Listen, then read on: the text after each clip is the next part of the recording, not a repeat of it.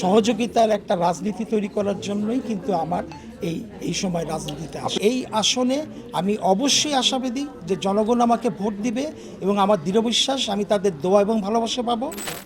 এমন দুজন লিজেন্ডের সন্তান সারা বাংলাদেশে যাদেরকে চেনেন, এবং আমার বাবার কথা যদি আমি বলি যে সারা বিশ্বে তার যেই সৃষ্টি, তার যে অবদান, আমরা যে আজকে যে আমার বাবার এই স্মরণসভায় যে আসছি, যে ছবিটা আমরা দেখাবো যে স্টপ জেনোসাইড, এই সারা বিশ্বে এই যুদ্ধটাকে কিন্তু চিনিয়েছেন এই জহির রায়হানের স্টপ জেনোসাইড। তো তার একজন সন্তান এবং আমার মা কোহিনুর আক্তার সুচন্দা দীর্ঘদিন যাবৎ আমাদের ইন্ডাস্ট্রিতে আছেন, ফিল্ম ইন্ডাস্ট্রিতে আছেন।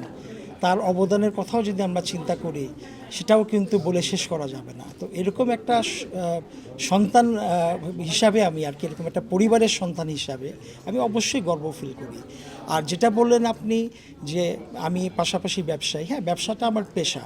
এই ব্যবসার পাশাপাশি যে আমি রাজনীতিতে মাঠে নেমেছি বা এসেছি, সেটার কারণগুলি হচ্ছে আমি ছোটোবেলা থেকেই আমি কিন্তু মানুষের প্রতি একটা ভালোবাসা আমার সবসময় কিন্তু ছিল। আমি মানুষের কাছে যেতে পছন্দ করতাম, মানুষের দুঃখ দুর্দশা শুনতে পছন্দ করতাম এবং মানুষদের সাথে নিয়ে সমস্যার সমাধানের কথা চিন্তা করতাম সবসময়। তো সেটা একটা ছোটোবেলা থেকে মনের ভিতর সবসময় একটা লালন করে আসছি জিনিসটা। পরবর্তীকালে এখন এই আপনার জুলাই মাসের পরে যেই পরিবেশ সৃষ্টি হয়েছে, এই পরিবেশের জন্যই কিন্তু আসলে আমাদের এখন আশা। কারণ আমি মনে করি যে আমাদের যে পারিবারিক পরিচয়, এই পরিচয়ে আমাদের আসাটা খুব জরুরি ছিল এই সময়। কারণ দেখেন, আমার আব্বা যদিও রাজনীতির সাথে জড়িত ছিলেন না, কিন্তু তিনি একটি সুন্দর বাংলাদেশের স্বপ্ন দেখতেন সবসময়।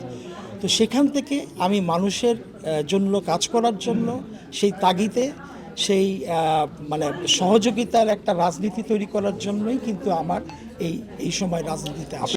আসলে দেখেন, আমার যে এলাকাটা ঢাকা 17, এই 17 এলাকায় কিন্তু সব শ্রেণীর লোকের বসবাস। বিশেষ করে আপনি যদি দেখেন যেখানে ধনী শ্রেণী এবং নিম্ন মধ্যবিত্ত, অল্প ধনী শ্রেণীর যেই লোক এখানে কিন্তু বসবাস। এখানে যদি আমরা চিন্তা করি, এখানে যেরকম বড় বড় শিল্প যারা তৈরি করেছেন তারা যেরকম বসবাস করছেন, তার পাশাপাশি আপনার তাদেরকে যারা সার্ভিস দিচ্ছে, সেই মনে করেন স্লাম এরিয়া যদি আমি ধরি, যে আপনার আমাদের ভাসানটেকের যে বস্তি এলাকা, আমাদের মহাখালী বস্তি এলাকা এবং আমাদের করাইল বস্তির এলাকাও মানুষরা কিন্তু একই জায়গায় আমরা অবস্থান করছি। তো এখানে করতে গেলে, সত্যি কথা বলতে গেলে একার পক্ষে সম্ভব না। আমি যেটা সবসময় বলেছি যে সহযোগিতা হোক রাজনীতির ভাষা, আমার মূল কথাই এটা। আমার চিন্তা চেতনাটা হলো যে আমরা প্রতিবারই যেটা করি, যে আমরা জনগণের কাছে যাই, ভোটারদের কাছে যাই, আমরা প্রতিশ্রুতি দিই, কিন্তু পরবর্তীকালে ভোট শেষ হয়ে যাওয়ার পরে এই মানুষগুলোর সাথে আমরা সাথে থাকি না। তো আমি যেটা চিন্তা করেছি যে আমার যে স্থানীয় যে ইশতেহার আমি তৈরি করেছি, এই ইশতেহার নিয়ে আমি প্রতিটা প্রার্থীর কাছে আমি যাব এবং তাদের ইশতেহার আমি নিব।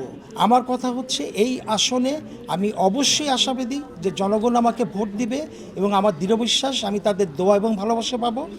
পাশাপাশি যেই জিতুক আর যেই হারুক, আমরা যেন সবাই একসাথে মিলে এই মানুষের যেই প্রয়োজন, মানুষের যেই দরকার, মানুষের যে সমস্যা, এগুলো যেন আমরা সমাধান করতে পারি। বাবা ছিলেন বাংলাদেশ। আমার শুধু বাবার আদর্শ বললে হবে না, আমার যে পুরো পরিবার, তাদের আদর্শ নিয়েই তো আমি বড় হয়েছি। আমি যেখানে পড়ালেখা করেছি, যে শিক্ষা প্রতিষ্ঠানে, যেখানে আমার এক ম্যাডাম, স্কুলের ম্যাডাম আমার পাশেই দাঁড়িয়ে আছেন, হ্যাঁ, উনি যেভাবে আমাদেরকে আদর্শ দিয়ে মানুষ করিয়েছেন। আমি ছোটোবেলায় আমি হোস্টেলে ছিলাম এবং আমার বাবার যে আদর্শ আমরা ধারণ করি, সেখান থেকেই কিন্তু রাজনীতিতে আসার একটা ইচ্ছা আমার ভিতরে সবসময় ছিল। তো আমি সেই জায়গায় আমি বলতে পারি যে বাবার আদর্শ ছিল দেশ একটা সংসার, এই সংসারটা যেন সবাই আমরা মিলে মিশে গুছিয়ে রাখতে পারি।